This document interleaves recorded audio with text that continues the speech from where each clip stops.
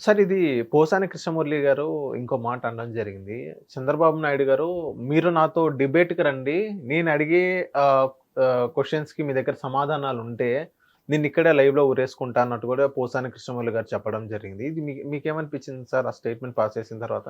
Statement ఆయన ఎందుకో కాస్త భయపడుతున్నాడు. భయంతో, ఆందోళనతో వచ్చిన స్టేట్మెంట్ ఏమో అనిపించింది తప్ప, సమాజం కోసమో, లేదంటే ప్రజల కోసమో, పార్టీ కోసమో నేనేదో ముందుకొచ్చి ఉరేసుకుంటానన్నట్టుగా నాకు అనిపించలేదు. హ్మ్. అండ్ మోర్ ఓవర్ ముఖ్యమంత్రి స్థాయి వ్యక్తి ఈయనతో డిబేట్‌కి ఎందుకు రావాలండి? ఎందుకొస్తాడండి? హ్మ్. ఈయనేమి ఇప్పుడు ఈయన ఒక సూపర్ మంచి యాక్టర్. ఇండస్ట్రీలో మంచి రైటరు, మంచి దర్శకుడు కూడా. ఒప్పుకుంటాను అంతవరకే. కానీ ఈయన ఎవరితో ఢీకొట్టాలనుకుంటున్నాడు? డైరెక్ట్‌గా చంద్రబాబు నాయుడుతోనే ఈయన డిబేట్‌కొచ్చేయాలా? హ్మ్. ఈయన జస్ట్ ఒక కార్పొరేషన్ చైర్మన్. ఆయన గవర్నమెంట్‌లో ఒకవేళ ఆయన జగన్మోహన్ రెడ్డి గారి గురించి ఫేవర్‌గా మాట్లాడాలని ఒక పోస్ట్ ఇచ్చారు గాబట్టి, ఆ పోస్ట్ ఏదో ఇచ్చారు. దానికి ఈయనెందుకు జేస్తాడండి? ఈయనతో ఎందుకు మాట్లాడాలండి అసలు? హ్మ్. ముఖ్యమంత్రితో ఎందుకు మాట్లాడాలి? హ్మ్. ఇప్పుడు ముఖ్యమంత్రికి స్థాయికి లేదా చంద్రబాబు నాయుడు గారి యొక్క రాజకీయ అనుభవానికి ఈ సోకాల్డ్ వ్యక్తులు ఎవరైనా సరిపోతారా? చెప్పండి. లేదు. ఎవరైనా మాట్లాడగలుగుతారా? చెప్పండి. హ్మ్. ఈవెన్ రాజశేఖర్ రెడ్డి గారు కూడా మంచి టఫ్ ఫైట్ ఇచ్చి నువ్వా నేనా అన్నట్టుగా ఉండేవారు తప్ప, ఎంత నోటికొచ్చినట్టుగా మాట్లాడడమో, అవును. లేదంటే అవమానపరచడమో, కుటుంబాల వైపు వెళ్లి మాట్లాడడమో ఎప్పుడూ చేయలే. హ్మ్. పైగా పార్టీల్లోనో బయట ఎక్కడైనా కలిస్తే ఇద్దరు పక్కపక్కన కూర్చొని మాట్లాడుకుండేవారు. అది రాజకీయం అంటే. హ్మ్. రాజశేఖర రెడ్డి లాంటి వ్యక్తి బాబు గారితో సరితూగుతారంటే ఒప్పుకుంటారు గానీ, హ్మ్. ఇంకా నెక్స్ట్ జనరేషను వీళ్ళు పార్ట్ టైమ్ పొలిటీషియన్స్ కరెక్ట్‌గా చెప్పాలంటే ఫుల్ టైమ్ పొలిటీషియన్స్ కాదు. ఓకే. ఏదో ప్రభుత్వం నుంచి వచ్చిన తాయిలాలకో, ప్రభుత్వం నుంచి ఇచ్చే నామినేటెడ్ పోస్టులకో ఆహ్, కక్కుర్తి పడొచ్చు అనొచ్చో అనకూడదో. ఓకే. అట్లా కక్కుర్తి పడి ఆ పోస్టులు, ఆ హోదా అనుభవించాలి. ఏదో అనుకునే ఉద్దేశంతో వీళ్ళు వాళ్ళ మీద వీళ్ళ మీద బురద జల్లే ప్రయత్నం చేస్తున్నారు గానీ, చంద్రబాబు నాయుడు గారికి, ఈయనకి మ్యాచింగ్ ఏంటండి? సార్ అంటే ఎవరు ఐ మీన్ పోసాని కృష్ణమురళి గారు చంద్రబాబు నాయుడు గారిని డిబేట్ రమ్మన్నారు కదా సార్. ఆ! సో, ఆయన ఆయన స్థాయి వేరు, ఈయన స్థాయి వేరు. అవును. సో, పోసాని కృష్ణమురళి గారు ఎవరితో డిబేట్ చేస్తే మీకు అనుకూలంగా ఐ మీన్ ఆ స్థాయి లెవెల్ కరెక్ట్‌గా ఉండిద్దని మీరు భావిస్తున్నారు? ఒక ఎమ్మెల్యేనా? ఎంపీనా? ఇప్పుడు ఒక ఒక ఒక జెడ్పీటీసీనా? ప్రభుత్వం ఎంపీటీసీ? ఒక ప్రభుత్వం లేనప్పుడు ఎంపీటీసీ, జడ్పీటీసీ కాదు. హ్మ్. ముందు ఒక వార్డ్ మెంబర్ ఆ స్థాయి వ్యక్తులతో ముందు మాట్లాడి, హ్మ్. డిబేట్‌లో గెలుచుకున్న తర్వాత అప్పుడు అంచెలంచెలుగా అక్కడికెళ్ళి అపాయింట్‌మెంట్ తీసుకోమని చెప్పండి. అప్పుడు అడగమనండి, ప్రశ్నించమనండి. ఓకే. సార్ మీ అపాయింట్‌మెంట్ నాకు కావాలి. డైరెక్ట్‌గా లేకపోతే వీళ్ళకి ఉన్న పరిచయాలో, పాత పరిచయాలో లేదా సినిమా ఇండస్ట్రీ నుంచి పరిచయాలతో చేసుకుంటూ అలాగ ఒక్కొక్కరు ఎంపీటీసీ, జడ్పీటీసీయో, మంత్రి పిఏ గారిని అడిగి ముందు అపాయింట్‌మెంట్ తీసుకోమనండి. తర్వాత డిబేట్ వరకెళ్దురు. ఓకే. అపాయింట్‌మెంట్‌కే కష్టం. హ్మ్. కొన్ని సెక్రటేరియట్‌కెళ్ళమనండి వితౌట్ పాసులు హ్మ్. వీళ్ళందరూ. సాధారణ సిటిజన్‌లాగా సెక్రటేరియట్‌లోకి ఎంటర్ అవ్వమనండి. హ్మ్. అవ్వలేరు కదా! అంటే అంటే మరీ అలా అంటే వాళ్ళ స్థాయిని అవమానపరిచినట్టుంటుందేమో అని నేను అనట్లేదు గానీ, ఒక వార్డ్ మెంబరో, ఒక పంచాయతీ ప్రెసిడెంట్‌తోనో డిబేట్‌కి రా అన్నట్టుగా హ్మ్. వీళ్ళ స్థాయికి తగ్గట్టుగా అలా మాట్లాడుకోవాలి గానీ, ముఖ్యమంత్రిని డిబేట్‌కి రమ్మంటే ఎవరొస్తారండి? హ్మ్. ఆయన పని మానుకొని హ్మ్. అసలు ఆ ముఖ్యమంత్రి సీట్ అనేది హాట్ సీట్ కదా! అవును. ఇప్పుడు చంద్రబాబు నాయుడు గారు 73 ఏళ్ల వయసులో కూడా ఎక్కడ ఖాళీగా ఉంటున్నాడాయన? అవును. రోజు ఏదో ఒక న్యూస్‌లో కనబడుతూనే ఉన్నాడా? లేదంటే పర్టిక్యులర్‌గా ఆయన ఇంట్లో ఒక ఛాంబర్‌లో ఒక 4 కుర్చీలేసుకొని అక్కడి నుంచే మాట్లాడుతున్నాడా? హ్మ్. లేదు కదా! ప్రజావేదిక అంటున్నారు. ఆ గ్యాస్ పంపిణీకి సంబంధించి అంటున్నాడు. లేదంటే అదేంటి ప్రజా దర్బార్ టైప్‌లో ఏదో పెట్టారు. ఆ విషయాల్లో మాట్లాడుతున్నారు. ఇంకా టాటా గ్రూప్ చైర్మన్‌తో మాట్లాడారు. వాళ్ళతోని అందరితో మాట్లాడి బయటకొచ్చి చేస్తుంటే, అసలు అట్లాంటి వాళ్ళకి ఏదో ఒకటి అనాలని ఎందుకు అనాలనుకుంటున్నారు? హ్మ్. ఎందుకు అనాలని అనిపిస్తుంది? హ్మ్. అండ్ ఈయన నేను ఇచ్చే జవాబుకి ఇదే ఈయన అడిగే ప్రశ్నలకి ఆయన జవాబిస్తే ఓకే. ఖచ్చితంగా ఉరేసుకుంటానంటున్నారు. హ్మ్. పోనీ ఇక్కడ ఈ వేదిక నుంచే ప్రశ్నించమనండి ఆయనకి. ఆ క్వెషన్స్ ఏంటన్నది. ఇక్కడే చెప్పొచ్చు కదా! హ్మ్. ఉరేసుకుంటా అని చెప్పిన స్టేట్‌మెంట్ బదులు, ఆ ముందున్న క్వెషన్స్ ఏంటి? అవి అడగమనండి ఒక్కొక్కటి. హ్మ్. ఇప్పుడు మొన్న ఒకాయన ఉంటారు మన 'రాధా మనోహర్ దాస్' గారు. అవును. ఆయన కొన్ని ఇతర మతాలకు సంబంధించి కొన్ని క్వెషన్స్ రెడీగా పట్టుకొనుంటాడు. అవును. సో, అలాగా కొన్ని క్వెషన్స్ రెడీగా పట్టుకొని దీనికి సమాధానం చెప్పమనంటే, ఆయన బాబు గారు అవసరం లేదు. ఒక సాధారణ కార్యకర్త సమాధానం ఇస్తాడు. హ్మ్. ప్రతిదానికి బాబు దీనికిది, దీనికిది, దీనికిది ఇస్తాడు. అక్కడికి అది సరిపోద్ది. హ్మ్. అప్పుడేమవుద్ది? ఒరేయ్! మీ స్థాయి ఒక కార్యకర్త స్థాయి. వార్డు మెంబర్ కూడా కాదు, ఉమ్, మీరు ముఖ్యమంత్రితో డిబేట్కి ఏంట్రా బాబు ఉమ్, అనే ప్రస్తావన వస్తుంది. ఎందుకు అనవసరంగా కెలుక్కుంటారు చెప్పండి. ఉమ్. సార్ ఇదే పోసాని కృష్ణమురళి గారు ఇంకో మాట అనడం జరిగింది ఉమ్. సార్. సో అక్రమ అరెస్ట్ చేస్తున్నారు, ప్రశ్నిస్తే అక్రమ అరెస్ట్ చేస్తున్నారు అన్నట్టుగా పోసాని కృష్ణమురళి గారు అన్నారు. సో దానికి మీరు ఎందుకు నవ్వుతున్నారు నాకు అర్థం కాలేదు. సో దీనికి మీ సమాధానం ఏంటి సార్?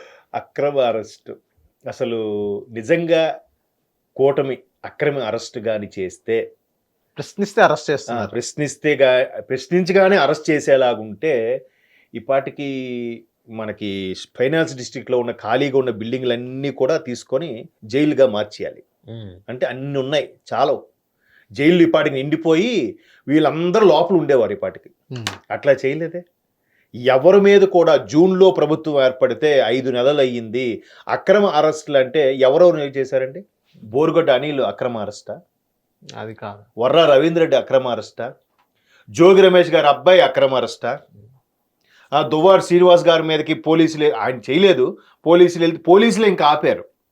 అది అక్రమంగా. నిజంగా వీళ్ళు గవర్నమెంట్ అయితే ఏం చేసేవారంటే దువ్వాడ శ్రీనివాస్ గారికి వదిలేసేవాళ్ళేమో సపోర్ట్. దాన్ని ఏమంటే ఒక ఎమ్మెల్సీకి ఇవ్వాల్సిన విలువ ఇవ్వకుండా పోలీసులు బందోబస్తు ఇచ్చేవారు కాదేమో. ఉమ్, కానీ ఇక్కడ ఇచ్చారుగా, వాళ్ళ పని వాళ్ళు చేశారుగా. బోరుగడ్డ అనిల్ గారు చూస్తున్నారు కదా, చక్కగా బ్లాంకెట్ కప్పుకొని స్టేషన్లో నిద్రపోతున్నాడు ఆయన. బిర్యానీలు అవి పెడుతున్నారు. ఉమ్, ఒక ముఖ్యమంత్రి స్థాయి వ్యక్తికి, మాజీ ముఖ్యమంత్రి స్థాయి వ్యక్తి, నేషనల్ లీడరు, ఆ వ్యక్తిని అక్రమంగా అర్ధరాత్రి 2:30-3 అప్పుడు అరెస్ట్ చేసినప్పుడు ఏవయ్యాయి గొంతుకులు? అది అక్రమమా సక్రమమా? సరే, అరెస్ట్ చేశారు, 52 రోజులు లోపల పెట్టారు. ఈ 52 రోజులు కూడా ఆయనకి డాక్టర్ని పంపించమంటే పంపించలేదు, సరైన సౌకర్యాలు ఏవి లేదు. తీరా ఒక మాజీ మంత్రి అంటాడు, అక్కడ దోమలు కొట్టకపోతే రంభా ఓరసి వచ్చి మిమ్మల్ని కొడతాయని అడిగాడు. ఎంత వెటకారమో చూడండి, ఎంత వ్యంగ్యమో చూడండి. మనిషి ప్రాణం అంటే లెక్కలేదు వాళ్ళకి. ఉమ్, సరే, అసలు ఏం జరుగుతుంది? ములాఖత్తులు క్యాన్సిల్. ఆయనకి ఏవి ఒక డైలీ న్యూస్ పేపర్ ఇచ్చేవారు కాదు. మరి అంతకుముందు అధినేత ఇక్కడ ఉన్నప్పుడు రోజు ఎన్ని పేపర్లు వస్తాయి, పేపర్లు, షెట్లు ఆడుకోవడం, ఇంటి నుంచి క్యారేజీలు, రోజు ములాఖత్తులే. శుక్రవారాలు లేవు. నచ్చినప్పుడు ములాఖత్లు ఎలా జరిగాయి? నిజంగా కక్ష సాధింపే అనుకుంటే అప్పుడు ప్రభుత్వాలు ఈయనంత ఫ్రీగా హెల్దీగా ఉండేవాడా? కానీ చంద్రబాబు నాయుడు గారికి ఆ వయసులో కూడా ఎన్ని ఇబ్బందులు పెట్టాలో పెట్టారు. ఆ హెల్త్ బులెటిన్ కూడా బయటికి రిలీజ్ చేయలేదు. తీరా అంత అరెస్ట్ చేశారా? ఆయన స్కామ్ అన్నారు, అదన్నారు, పొన్నవోళ్ళు లాంటి వ్యక్తులు పెద్ద పెద్ద స్టేట్మెంట్లు ఇచ్చారా?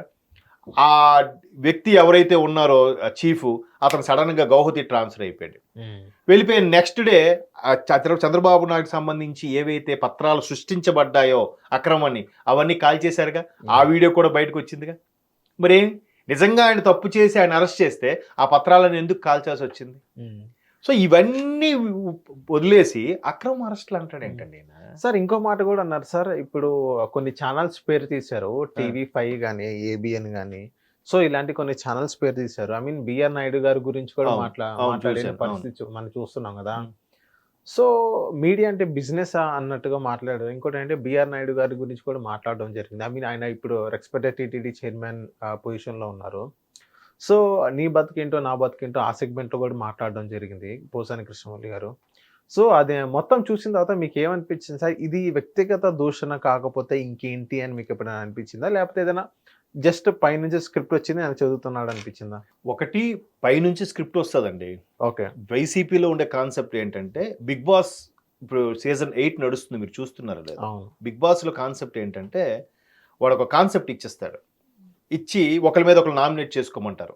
ఆ నామినేషన్ చేసినప్పుడు డిఫెన్స్ ఆడుకోవడము, మాటలు ఇసరడం వీళ్ళ సొంత స్క్రిప్ట్. అవును. సో అలాగా వైసీపీ అధిష్టానం నుంచి అందరికీ లెటర్స్ వెళ్తాయి, బాబు ఈ సెగ్మెంట్ ఇది మాట్లాడాలి, ఇది మాట్లాడాలని. సో ఇతని బేసిక్గా writer cum director come actor కాబట్టి ఈయన ఇంకా అల్లుకుంటాడు. జస్ట్ సెంటీమీటర్ చనువిస్తే చాలు, ఈయనకి కిలోమీటర్ దూసుకెళ్ళిపోతాడు. సో ఇంకా బిఆర్ నాయుడు ఏంటి అంతెందుకండి, సోకాల్డ్ తెలుగులో పాపులర్ ఛానల్ పేరు పెట్టను.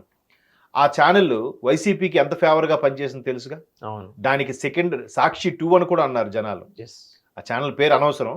సో ఆ ఛానల్లో డిబేట్ చేసే ఒక పెద్ద మనిషి వీడియోలు కూడా లోపలగా ఎవరో సీక్రెట్గా తీసిన వీడియోస్ కూడా బయటకు వచ్చేసాయి. యూట్యూబ్లో మనం చూసాం. అంటే ఆ పెద్ద మనిషి వాళ్ళతో డీల్ కుదుర్చుకుంటున్నాడు అన్నట్టుగా ఏవో పెట్టారు. అవి ఎంతవరకు కరెక్టో మనకు తెలియదు. సో మరి అప్పుడు మీడియా పెద్ద మనుషులు ఎవరైతే ఉన్నారో మరి వీళ్ళు బిజినెస్సా లేకపోతే ఏంటి చెప్పండి. ఓకే. ఎంత బిజినెస్ అంటే ఎంత సెల్ఫ్ డబ్బా అంటే అసలు చాలా చిరాకు అనిపించింది. కౌంటింగ్ రోజు కూడా మీకు ఇది చాలాసార్లు చెప్పాను ఎగ్జాంపుల్. ఆ సోకాళ్ళు ఒక ఆయన ఉంటారు, పెద్ద మనిషి యాంకర్, ఫేమస్, ఆయన పేరు ఎందుకులేండి. ఆయన 9 గంటలకి అప్పటికే టీడీపీ కూటమి 70 లీడింగ్లో ఉంటే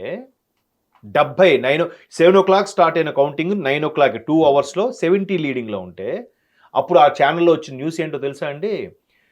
ఆ పర్టికులర్ సాక్షి ఛానల్లో వైసీపీ లీడింగ్లో 9లో ఉంది, టీడీపీ 7లో ఉంది, జనసేన ఇంకా ఓపెన్ చేయలేదని చూపిస్తున్నారు ఇంకా న్యూస్. అన్ని ఛానళ్ళు ఘంటాపథంగా 70లో లీడింగ్లో ఉంది కూటమి అని చెప్తుంటే ఇక్కడ ఇలా చెప్తున్నారు. ఇంక దానికన్నా ఇంకేముందండి? అసలు ఛానల్ అని అంటే, మీడియా అంటే అది వ్యాపారమా లేదా ఒకరికి ఫేవర్గా పనిచేసే ఛానలా అనేది క్లియర్. దానికి మళ్ళీ ఈయన ప్రెస్ మీట్ పెట్టి కూడా బిఆర్ నాయుడు గారు లాంటి వ్యక్తిని ఆయనకి అసలు మీకు తెలుసా, ఆయన ఛానల్ మీద కూడా రాళ్లతో అటాక్ చేయించారు.